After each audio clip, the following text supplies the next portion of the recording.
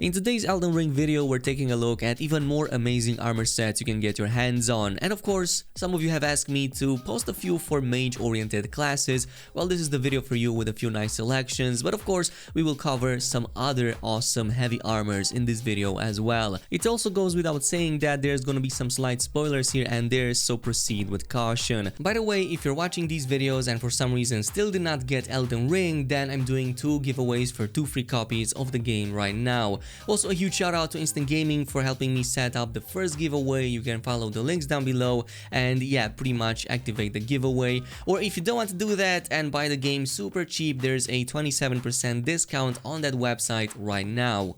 Let's begin with Rogier's or Rogier's, I'm not really sure how you pronounce it, armor set and +8 Rapier. Now the Rapier is pretty easy to acquire, you just have to meet him in the chapel in Stormvale Castle on your way towards defeating Godric. And once you have defeated that boss and come back to the round table, you're gonna have a conversation with him right here on the balcony and he will give you right away that +8 Rapier that comes in very handful early on in the game.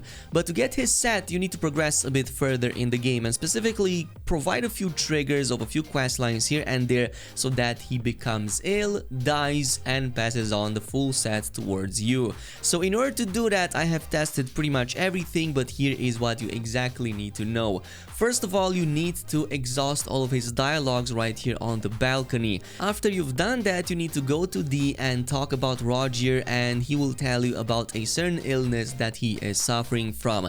And here was basically the part I was stuck into, because after this point, I could simply not get Rogier to become ill and die. Well, the reason for that is because you have not started Rena's questline right here really close to the Volcano Manor. Essentially, what you need to do is to just start that questline. You have to first clear up the Volcano Manor, make your way right here to Rena's Rise, go into the tower, speak to her to start the questline, and from this point on, that's all you need. Then go back at the turntable and speak with Rogier, and you will notice that he has already started showing symptoms of that illness. And from this point on, it's pretty simple. Just pass the time a couple of days in the same round table, go back to him, and lo and behold, he will give you his armor set right away. Now this is a pretty amazing one quite early for any mage caster, especially if you also have the Night and Flame sword, because this is going to buff up all of the glintstone sorcery skills. Now skills are basically the abilities that exist on weapons, so in this case the Night and Flame definitely benefits from it. Just to give you a few examples, in this case without using the same set, I was dealing at most about 536 with this ability, but when putting on that set I was able to deal up to 590. So it's not like a huge deal, but it's a nice like 5 to 10% increase, which definitely comes in handy early on in the game. Now moving on to number 2, there's gonna be some main boss fights that will change some things on the map for you. It's basically Radon, and he is needed for a later set in the game, but he also drops a really amazing heavy armor of his own, which is this amazing looking one that in my opinion is just brilliant. Now to fight him you must head over to Redman's castle, which is south in Caelid, and I definitely suggest opening up the set of grace nearby behind the bridge, because that's going to hold a teleporter that will bring you exactly where the fight is needed. You're gonna have to interact with a character before proceeding with that, but once you've done that, he's going to bring you to the beachfront where you can go ahead and start your assault on him. Of course, defeating him as always will give you a rune, but also his remembrance. And with this remembrance, you have to head over back at your main round table and speak with the witch again so she can give you an option between these 2 weapons. Now obviously in the case of this one, I recommend going with the 2-handed sword, the Star Scourge Greatsword, which is an absolutely devastating one that you can dual wield, or well, double hand wield, not really sure exactly, but it looks something like this. It has his staple signature attack, the Gravity Crash or whatever it is called, and it's looking absolutely amazing.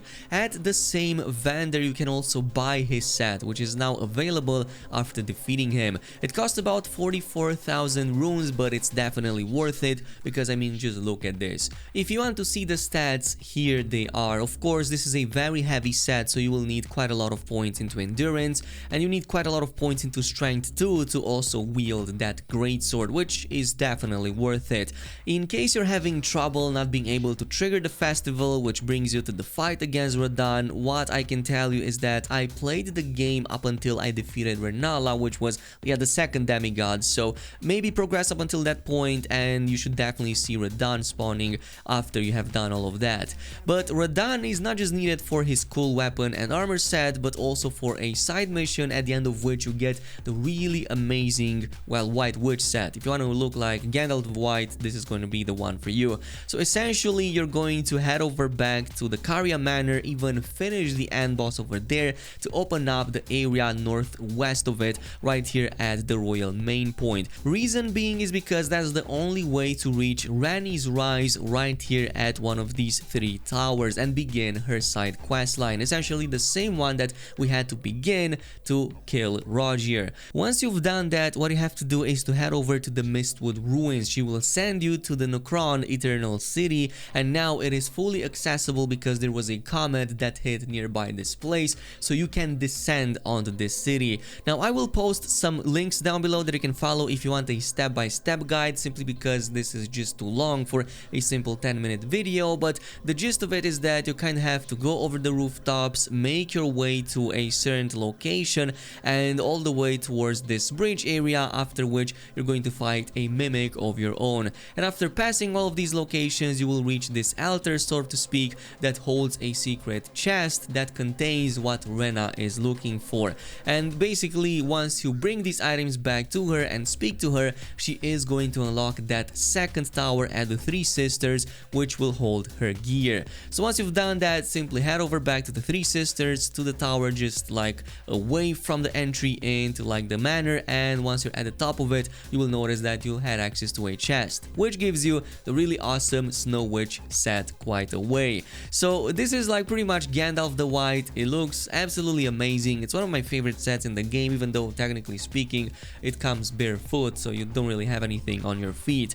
But it's an even more amazing looking witch set in case you're playing with a pure astrologer or a pure mage like how I do. This is like the perfect one over there, and it comes with some pretty decent stats and a pretty decent weight too. Coming up third, let's talk about one of the coolest places in the game that also rewards you with the most amount of cool looking armor sets in the shortest amount of time, which is none other than the Volcano Manor right here on this side of the map, pretty much very up north before you like go onto like the plains nearby and into the capital. But this is like the area you will need to come to. It's going to be quite difficult, which is why I suggest just looking up some guides online, as there's plenty enough to bring you exactly to this location.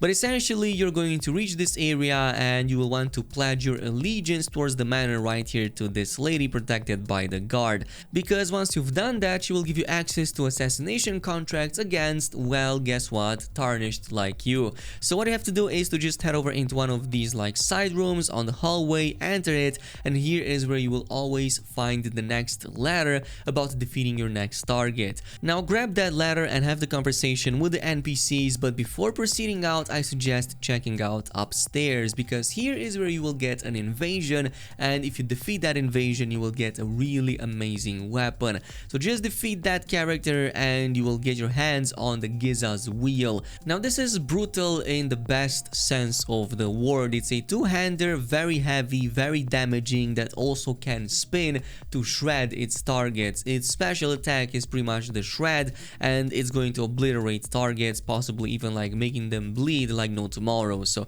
yeah, really amazing one. But once you're done with that, what you will want to do is to now execute those contracts. So in this case, you're gonna pay attention to the ladders that you get in your inventory and just press over there the square button or the equivalent to reveal that on the map. In this case, the map location will be marked with a red dot, so the first one will be the Knight Ishvan. So you can find him right here on this side of the map, and defeating them is going to give you access to their armor set, which is the scaled armor. Right away looks really impressive. It's again on the heavier side, but not like the most heavy. It's a really amazing looking armor set that you can immediately wear without worrying that you look like somebody who was born and raised on the streets. This brings us to another really amazing set that this time around you get from Patch's quest line. Of course, you have to start it back at the Murkwater Cave on this side of the map early on, and you have to have spared his life before he proceeds all the way to the Volcano Manor. But eventually he will reach this location, and after completing the first 2 contracts for the Volcano Manor, he is also going to give you a ladder of his own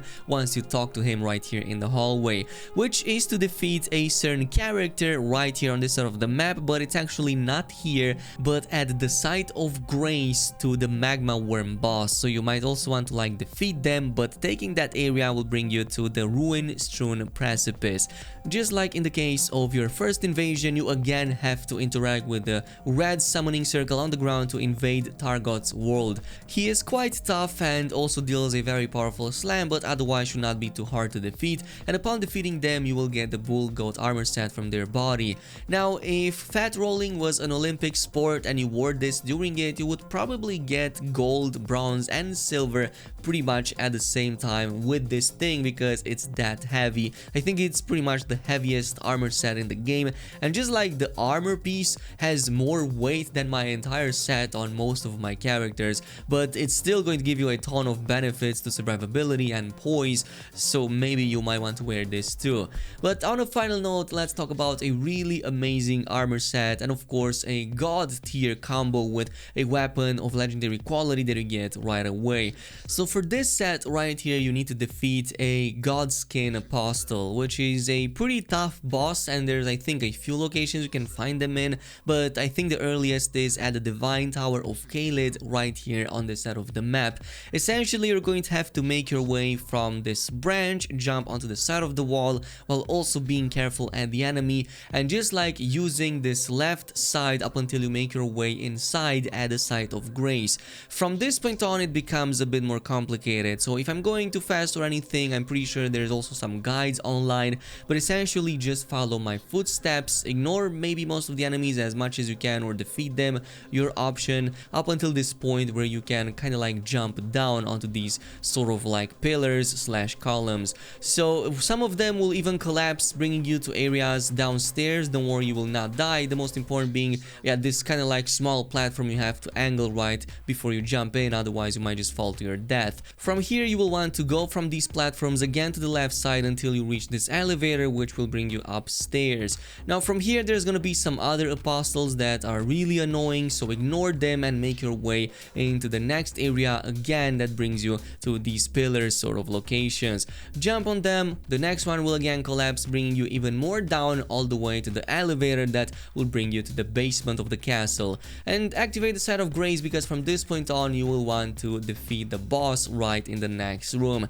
Now it's a pretty difficult boss, I'm not going to lie, so make sure you're at least like level 60 if you want to defeat them. Mine was 62 when I took them down, and I tried to use everything I could at my disposal to defeat them. But if you do that, you're going to then loot the armor set from their body, and I mean, it just looks absolutely amazing. Of course, it has a bit more resistance and a bit more weight than the White Witch set, but that also means you're going to survive a little bit better with this set on you. Also, make sure you're heading over to the area in the back right here with the chest in the next room, because this is going to give you access to the legendary God Slayer Greatsword, and this is going to provide you with a similar attack with the black and white flames that the boss was using, so it's a really strong one if you want a good on early option. But otherwise, this is a really awesome set if you play with a faith kind of character, I guess, so you can mix some faith into that too, and also use the God Slayer Greatsword for some really nice combos, or maybe go with something else, just a pure mage caster if you do want that. But I think in my opinion that this is one of the coolest looking sets in the game, since it's also on the cover of the game,